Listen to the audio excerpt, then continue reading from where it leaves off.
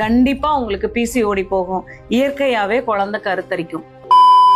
இயற்கையா எப்படி குழந்தை கருத்தரிக்க வைக்கிறது அப்படின்னா, ஹஸ்பண்ட் தினமும் நைட்டு ஒரு செவ்வாழ வெத்தலைப்பாக்கு ஜீரணத்துக்கு அந்த களிப்பாக்கு வச்சு சுண்ணாம்பு வச்சு மென்னு முழுங்கும் போது நமக்கு அந்த ஸ்பெர்ம்ல டென்சிட்டி துவர்ப்பு தன்மை பிசுபிசுப்பு தன்மை அதிகமாக்கும். பெண்கள் என்ன பண்ணணும் அப்படின்னா, பெரண்டை டெய்லியுமே ஹஸ்பண்ட் அண்ட் ஒய்ஃப் 2 பேருமே பெரண்டை துவையல் எடுத்துக்கணும். 3 மாசம் தொடர்ந்து சொல்றேன் நான். வாழைப்பூ பொரியல் வாரத்துக்கு 3 நாள். துவர்ப்பு சார்ந்த உணவுகள்ல வெண்டைக்காய், சுண்டைக்காய் இதெல்லாம் எடுக்கும் போது நீங்க எங்ககிட்ட ட்ரீட்மெண்ட்டுக்கு வாங்கன்னு சொல்லல, நீங்க அலோபதிக்கு போக வேண்டாம்னு நான் சொல்லல. ஒரு 6 மாசம் இயற்கை சார்ந்த உணவுகளை எடுத்துட்டு இத ஃபாலோ பண்ணி பாருங்க. அழகா குழந்தை கருத்தரிக்கும். வெளி உணவை தவிர்த்தனீங்கன்னாவே பிசிஓடி சரியாகும். ஒரு நாளைக்கு காலையில 1 மணி நேரம் வாக்கிங், சாயங்காலம் 1 மணி நேரம் வாக்கிங். கண்டிப்பா உங்களுக்கு பிசிஓடி போகும்.